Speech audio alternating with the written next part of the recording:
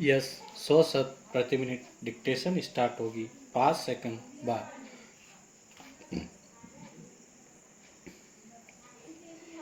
Yes start. मैं अब इस बैठक के विशिष्ट उद्देश्य की ओर आता हूं। जैसा कि आप सबको विदित है कि 8वीं योजना का मूल लक्ष्य सभी क्षेत्रों में मानव विकास का है। इस लक्ष्य की प्राप्ति के लिए इस सदी की समाप्ति तक लगभग पूर्ण रोजगार प्राप्त करने के लिए उचित मात्रा में रोजगार के अवसर पैदा करने, जनसंस्थाओं के निर्माण, जनसंख्या वृद्धि को रोकने और निरक्षरता मिटाने के प्रयास करने होंगे। 8वीं योजना में निर्धारित लक्ष्यों की पूर्ति के लिए हम सभी को कड़े वित्तीय अनुशासन का पालन भी करना होगा। इन सब बातों को ध्यान में रखते हुए परिषद ने दिसंबर 1991 को हुई अपनी 43वीं बैठक में मितव्ययिता, रोजगार, जनसंख्या, साक्षरता और सूक्ष्म स्तरीय नियोजन पर समितियां गठित करने का निर्णय किया था। मितव्ययिता समिति की रिपोर्ट गत वर्ष बांटी गई थी। पिछले सितंबर में इस रिपोर्ट पर चर्चा होनी थी, परंतु कई कारणों से यह बैठक ही रद्द करनी पड़ी।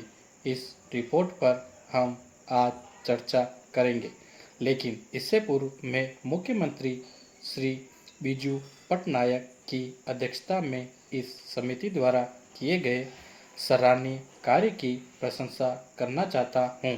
पेरा मितव्ययिता संबंधी समिति को 8वीं योजना की शायद सर्वाधिक कठिन समस्या को हल करने के लिए तरीके सुलझाने का काम सौंपा गया था। ये समस्या थी योजना की सफलता के लिए महत्वपूर्ण निवेशों के लिए पर्याप्त संसाधन जुटाने की। राज्यों की राजस्व प्राप्तियों से उनके खर्चे अधिक है।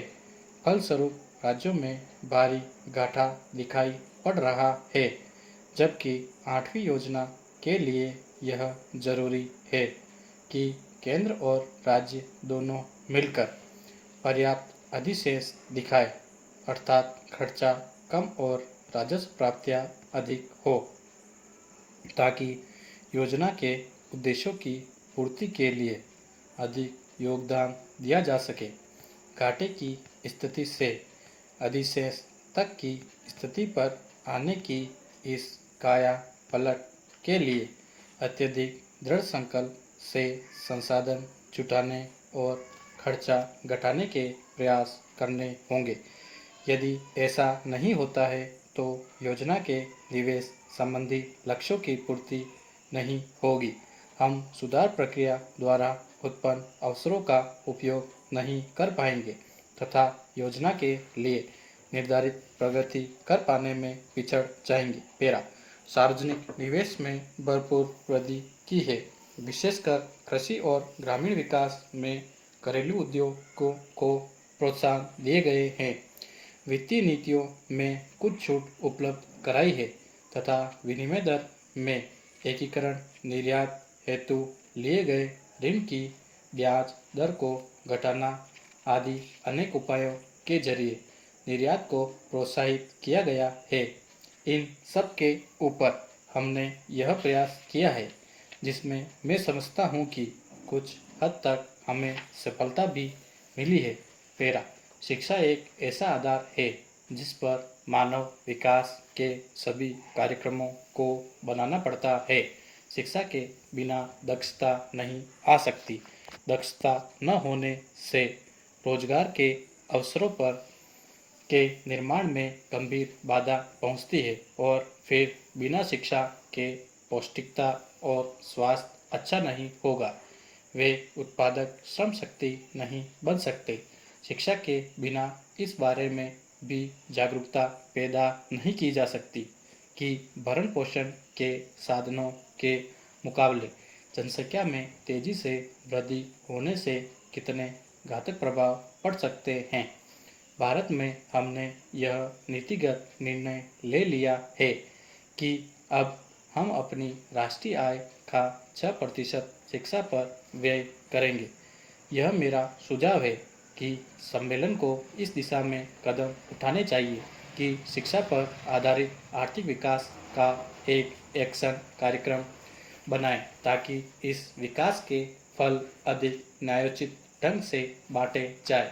पेरा लाभकारी और उत्पादक रोजगार के अवसर पैदा करने और पूर्ण रोजगार का लक्ष्य प्राप्त करने की नीति बनाने के प्रश्न पर जनसंख्या की प्रवृत्तियों के व्यापक संदर्भ में विचार करना चाहिए।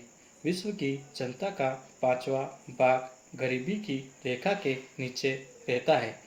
विकासशील देशों में जनता का यह अनुपात 30% है। अनुमान है कि विश्व की जनसंख्या में 9.4 करोड़ की वार्षिक दर से वृद्धि हो रही है, जो मानव के इतिहास में सर्वाधिक है। पैरा जनसंख्या की वृद्धि मुख्यतः एशिया, अफ्रीका और लैटिन अमेरिका में हो रही है। श्रमिकों की संख्या में वृद्धि जनसंख्या में वृद्धि से प्रभावित होती है, इसलिए रोजगार की नीतियाँ और जनसंख्या पर नियंत्रण की नीतियाँ साथ साथ चलनी चाहिए। प्रजनन दरों में कम करना होगा, जैसा कि मैंने अभी कहा है। इसके लिए शिक्षा और जागरूकता पैदा करने की जरूरत है। विश्व भर में शिक्षा और जागरूकता पैदा करने का निश्चित माध्यम श्रमिक वर्ग ही है। पैरा जहाँ रोजगार बढ़ाने के लिए शिक्षा और आर्थिक वृद्धि या प्रगति अत्यंत आवश्यक है, वहाँ एक और महत्वपूर्ण बात है जिसकी हम उपेक्षा नहीं कर सकते। वह है रोजगार के प्रति लोगों का रुख।